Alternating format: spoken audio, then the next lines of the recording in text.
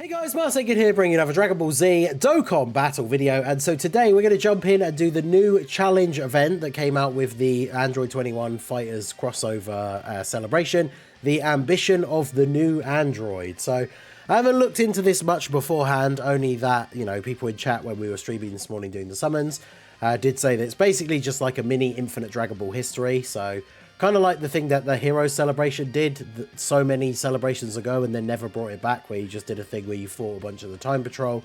So essentially it's like Infinite Dragon Ball History. It has a bunch of missions very similar to Infinite Dragon Ball History as well.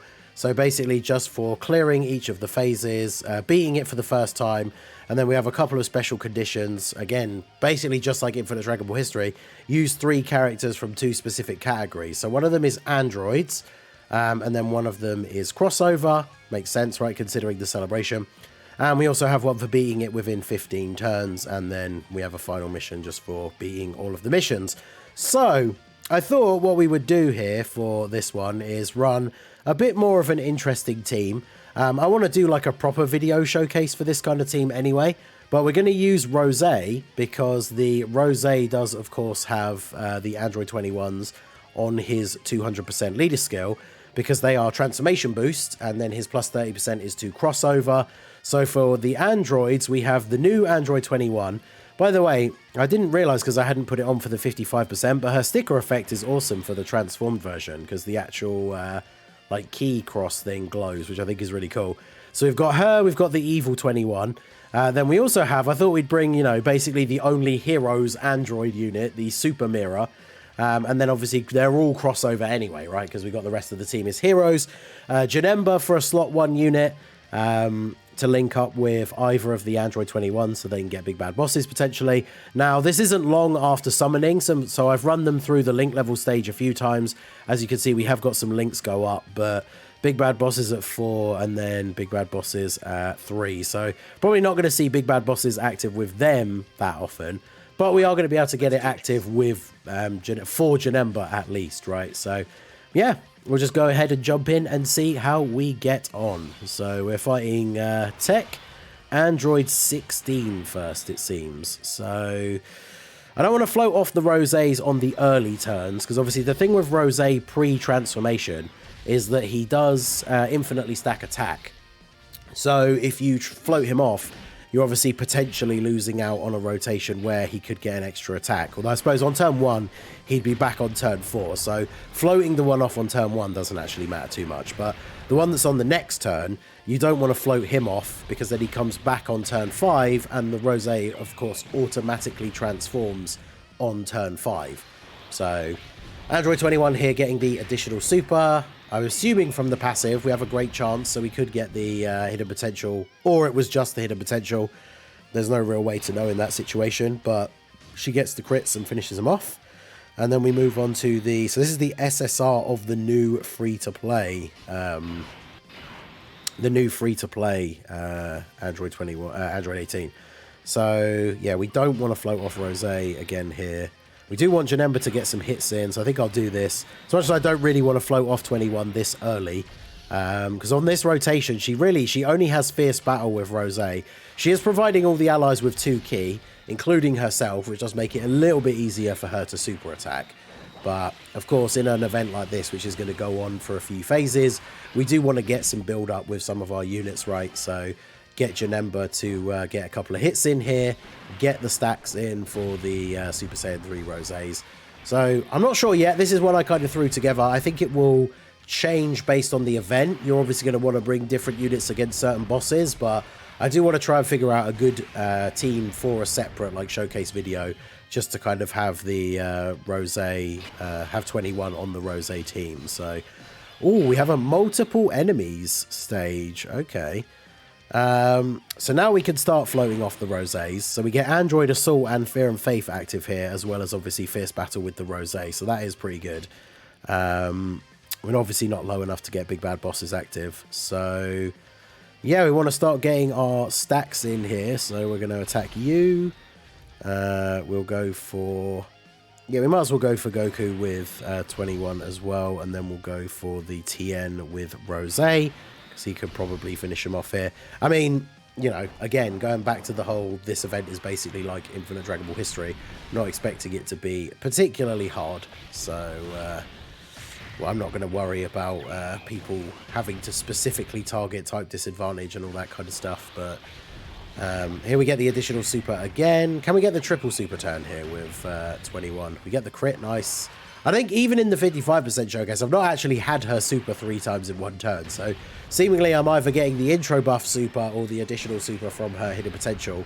I guess because she is only 55%, right? She only has level 5 additional, but, you know. Super Saiyan 3 Rose, obviously, as I said, the whole point why we didn't float him off earlier, him getting additionals in this, like, starting Super Saiyan 3 form is obviously exactly what we want. The more supers we get, obviously, the more stacks we get ready for when he transforms. So, sadly, Yamcha only survived with a tiny sliver of health, so Rose is only going to be able to get one more super here anyway, because this is going to finish him off. And we will now start seeing the appearances of the full power Roses once they come back onto the rotation. I guess, yeah, he wouldn't have got to attack otherwise, because I should really have floated him off so that he could get the buffs. But all right, so let's see. How do we want to play this out? The physical 21 does have more defense already because of the stacks carrying over from the previous turn. I do kind of want Mira to be getting some infinite stacks here as well, just to kind of show out what he can do. But I suppose we do realistically want, like I said, to try and get the 21 over onto the other rotation with Janemba so they can share big bad bosses. So I'll go ahead and do this. Do this. Just spread the attacks out, because, you know, if we end up having any enemies left over, Janemba, funnily enough, does have a multi-enemy part of his passive, right, where he's going to get the additional super attack. So he can actually benefit from there being the multiple enemies for him to be able to attack. So Piccolo with the special beam cannon.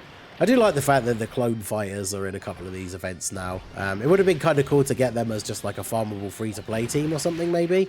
But, you know, it's been a while since Dokkan's done something like that, right? Like with the Ginyu Force, the Metal Coolers, and the Bardock Squad.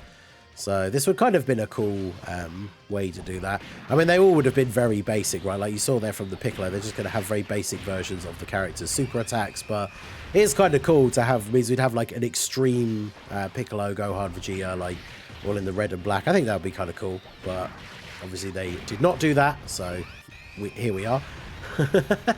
So yeah, we'll see how we go. Now, obviously 21, I think on the first turn, we floated her off. She didn't even get to attack, did she? So she hasn't really built up any of her passive yet. She's not getting the extra attacks or anything. So 21 is one of those units, and we've seen a few of them recently that I've talked about. Like Rose is kind of a similar one we've already talked about in this video with getting his stacks and everything, where they're a unit that, especially very early on, you don't really want to float them off. Hey, there we go. We did get the triple super turn. You don't really want to float them off because you want to be filling up that part of their passive like as quickly as possible, right? So for 21, you want her to get the third attack so that she's then able to get the extra attack from her passive, and that's going to enable her to perform at a much better level than if you're floating her off and then she comes back like 3 turns later. Or obviously, you know, even on that turn where we did float her off for the first time, she didn't actually even get to attack. So we'll attack with Janemba, because obviously now that the Rose has transformed, he doesn't have any stacking or anything, whereas Janemba does carry over defense for a few turns on his super attack effect. So better to get the super attack with him, and then we'll now we can just have both of the full power Roses floating. Because that's the interesting thing, is on this team, ideally I wouldn't want to float Rose, but obviously he... I wouldn't want to float 21 or Rose, depending on how... Like, I like to run Rose, right? Like, so if I'm running his team, I want to run him on rotation.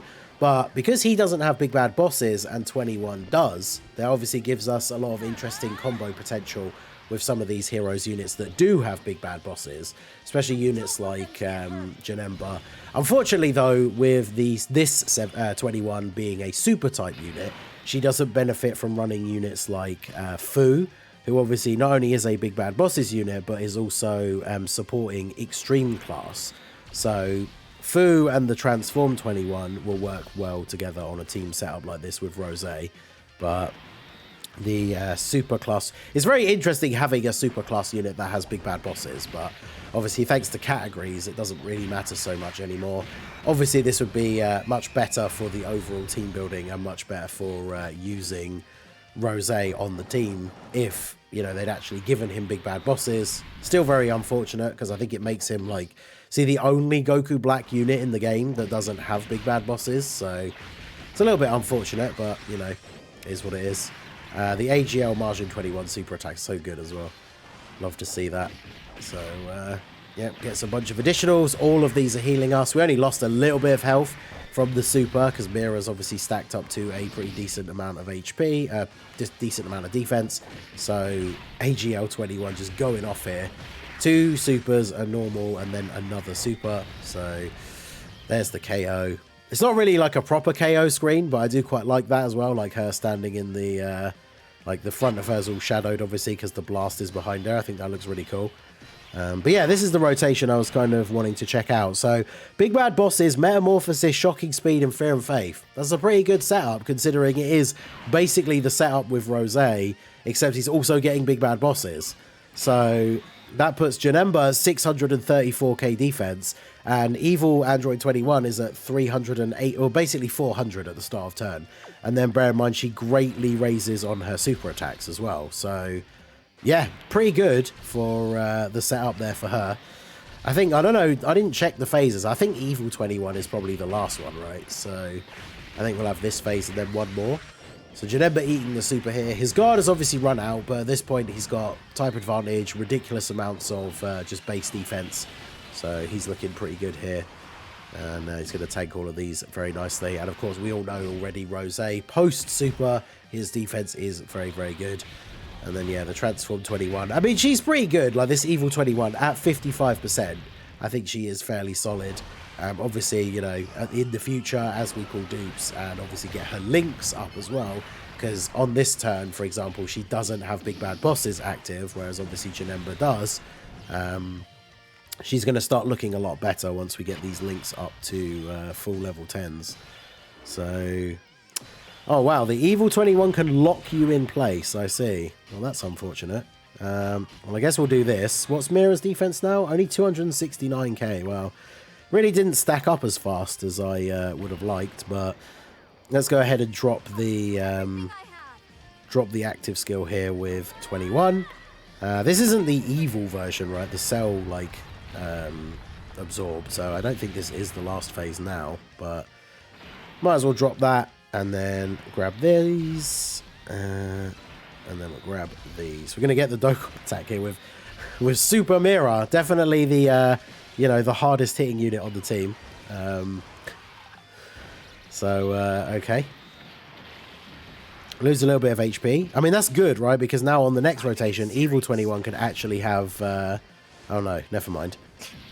I was going to say Evil 21 could actually have big bad bosses active, but we are getting the Dokkan attack, which means we are going to heal. Even if I hadn't hit any of the nodes, we would get the full heal off of this.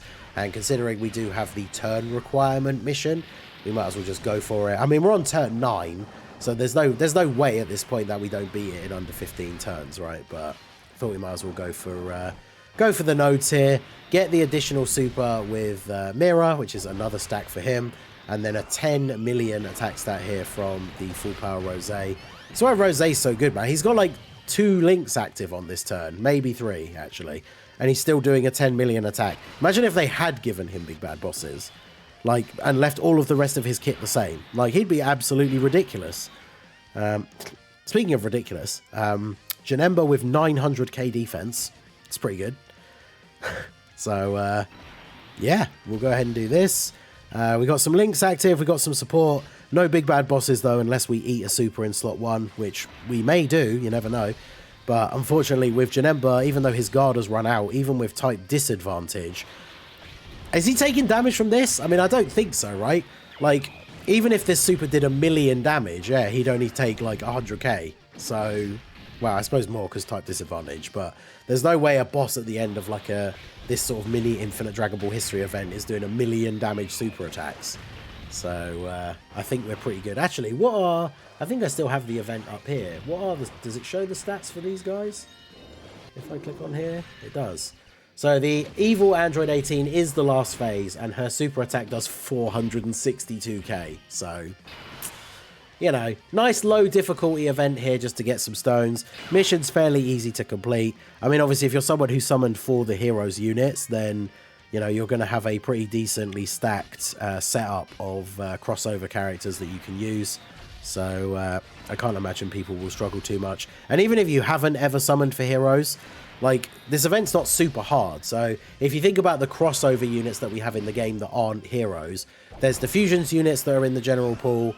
There's the old 21 and 16. A bunch of all of the Super Saiyan versions of Bardock are on crossover. Super Saiyan 3 Vegeta, like all of these sort of characters are on crossover. You might not be able to do the 3 androids and 3 crossover on the same team at the same time, but, you know, it's not a super difficult event. So just like I always say, I like to do these videos like with the new Infinite Dragon Ball History where I do all the missions in one go. But you could quite easily just do this run and then have a mess around run for fun where you don't need to worry about the turns and all that other stuff by using the other 3 category units that you didn't use in the first one, basically. So androids should be pretty straightforward for most people to do, I would think, at this point. Especially with, like, you know, the free-to-play 21 and 18 that we've got from this celebration. I mean, obviously the 21 isn't from this celebration, but she's easy aid in this celebration.